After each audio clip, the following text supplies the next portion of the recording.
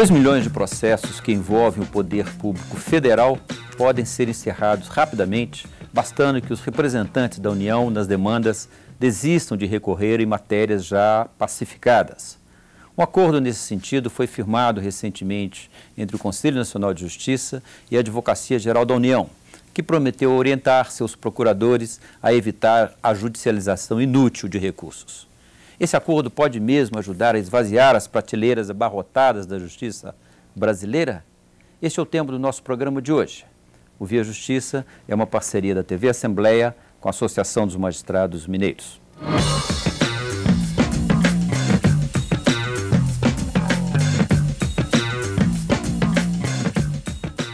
Das 70 milhões de ações que tramitaram no Brasil no ano passado, mais de 10% tinham o poder público como demandante ou demandado. Em muitos casos, a questão em discussão dizia respeito a matéria já consolidada nos tribunais. Mesmo assim, os procuradores insistem nos recursos, adiando a decisão definitiva. Afinal, o poder público pode ou não pode fazer acordos judiciais para encerrar demandas em que é parte? E por que o poder público no Brasil, nos 3 níveis, está tão presente assim nas ações judiciais? Nós conversamos sobre esse assunto no programa de hoje. Nossos convidados são o presidente da Associação dos Juízes Federais de Minas Gerais, Dr. Ivanir César Ireno Júnior, o do advogado José Alfredo de Oliveira Baracho Júnior, que é coordenador da Comissão de Precatórios da OAB, Seção de Minas Gerais, e o Procurador Federal da Advocacia Geral da União em Minas, Dr. Marcelo Andrade Feres. Dr. Marcelo, muito obrigado pela sua presença aqui. O senhor já é procurador da AGU aqui em Minas há quantos anos, doutor Marcelo? Aqui em Minas há pouco tempo. Eu ingressei no concurso em 2002 em Brasília. Tive a oportunidade lá de trabalhar, inclusive, no gabinete do Advogado-Geral da União, atuando perante o Supremo Tribunal Federal, onde tivemos algumas experiências já desses mutirões e de fazer valer essas súmulas criadas, que datam desde 1997, as primeiras delas. Perfeito. Professor Baracho, o senhor coordena na OAB a área de precatórios.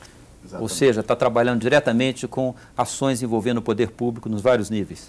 Exatamente, quer dizer, que é dos setores mais difíceis, tanto para o advogado, quanto especialmente para as partes, né, em especial os particulares. Perfeito. Acredito que uma iniciativa como essa, do Conselho Nacional de Justiça e da Advocacia Geral da União, é extremamente importante e entendo que ela deva ser também pensada para os outros níveis de demandas contra o poder público, onde, inclusive, está a maioria dos processos. Perfeito. São 2 milhões no plano federal. No plano dos estados e municípios, nós temos um volume ainda muito maior. Nós vamos detalhar esse assunto ao longo do programa. Doutor Ivanir, muito obrigado pela sua presença aqui. O senhor preside a Associação dos Juízes Federais em Minas e faz parte da diretoria da Associação Nacional. Eu também sou diretor da Associação dos Juízes Federais do Brasil, a AJUF, e a gente vê essas iniciativas do Conselho Nacional de Justiça, em parceria com a Advocacia Geral da União, com o Conselho da Justiça Federal, com o Conselho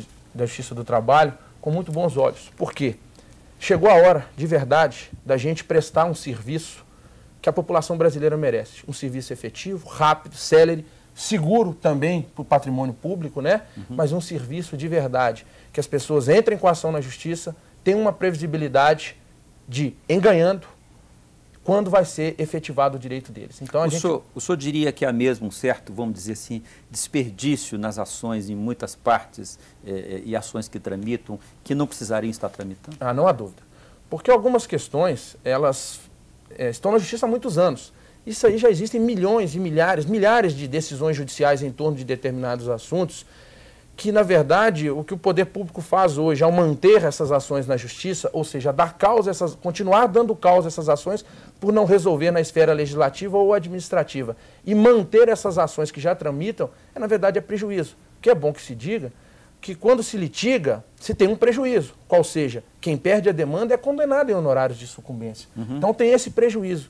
Então, muitas dessas ações, e agora é louvável a iniciativa, não a iniciativa agora da AGU, mas esse implemento com o ministro Toffoli, que trouxe isso de verdade, está implementando isso com muita força e com muita visão, inclusive de economia para o poder público, que a AGU cada dia mais discuta internamente, veja naquelas ações onde não tem como mais ganhar, ou naquelas ações onde o entendimento jurídico do judiciário está mesmo correto e desista desses processos para que eles andem mais rápido. Doutor Marcelo, a culpa é dos procuradores? A culpa é sua? Vocês recorrem desnecessariamente ou o que explica essa insistência da União, principalmente, em manter os processos em tramitação? Na verdade, Manuel, isso é uma cultura antiga e é fruto também do arcabouço normativo que nós temos no Brasil, né? Os advogados públicos não têm autorização, não têm independência técnica para poder decidir o que ele vai recorrer e o que ele não vai recorrer. Então, há uma obrigação, inclusive existe uma corregedoria, eventual perda de prazo, não interposição de recurso, o advogado sofre sanções. Mas essa cultura tem mudado nos últimos anos, desde o ministro Gilmar Mendes, que hoje é presidente do Supremo Tribunal Federal, quando esteve na gestão da Advocacia Geral da União, ele começou a implementar essas súmulas administrativas, que são súmulas editadas pelo Advogado-Geral da União, para poder permitir a não interposição de recursos naqueles casos em que a matéria já está pacificada nos tribunais superiores. Vocês, individualmente, profissionalmente, se sentem ameaçados quando querem fazer um acordo ou a lei lhes dá total garantia para fechar esses acordos? Manuel, há níveis de valores de ações. Por exemplo, nos juizados especiais federais, o procurador tem plena autonomia para fazer acordo e resolver a questão através da homologação judicial desse acordo e um pagamento célere. Mas em outras esferas isso não é possível, é só até determinado valor de competência do juizado especial. Mas não há federal. nenhuma dúvida de que a lei lhes faculta esse poder de fazer acordos nas situações especificadas. Sim, faculta, mas não é por se tratar da situação especificada que sempre você vai fazer acordo. Sim. Eventualmente, cada processo é um processo único, vem a questão da prova, a questão de fato que está por trás ali e essa análise cabe ao procurador, né? Tentar perceber como o juiz vai perceber a coleta da prova para aí sim formular uma proposta de acordo para a parte contrária. O senhor tocou nas súmulas administrativas, parece que existe hoje 44... 42, salvo engano, e além das súmulas administrativas existem orientações normativas e instruções de serviço, que também autorizam a não interposição de recursos. E até conversava com o doutor Ivanir ali antes, né, essas súmulas, caso aplicadas pelo advogado, inclusive dispensam a remessa necessária, o procedimento de remessa necessária das sentenças para o tribunal. Doutor Baracho, o poder público no Brasil ele é um litigante privilegiado? Sem dúvida nenhuma. Até porque, durante o período, os vários períodos de ditadura no país, o poder público estava quase que imune ao direito, né? O poder público ele tem várias vantagens processuais. Prazos que são maiores do que os prazos que vigoram para as partes, né, para os particulares, tem vantagens na execução. Acredito que há algumas matérias que efetivamente o poder público tem que ser preservado em alguma medida. Mas no Brasil há um excesso de preservação do poder público em demandas judiciais, fruto da própria cultura, né, da ditadura que ocupou várias décadas, né, no país. E nesse sentido, é importante ver o seguinte: o poder público ele nunca havia sequer se estruturado para demandas judiciais. A estrutura que hoje a Advocacia Geral da União tem, a Advocacia Geral do Estado de Minas Gerais tem, essa estrutura ela foi uma necessidade que veio com a democracia, quando o poder público começa... São estruturas relativamente recentes. Relativamente recentes, né, da década passada, que começaram a se organizar, né, fruto da Constituição de 88, para aí sim se colocar em juízo de maneira mais qualificada.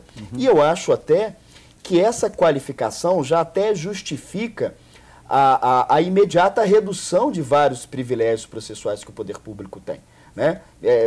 Normas mais efetivas em relação a precatórios, ao pagamento dos precatórios, a questão dos prazos, né? Uma advocacia bem organizada no plano da União dos Estados, né? Não justifica prazos em dobro, quádruplo, isso não se justifica.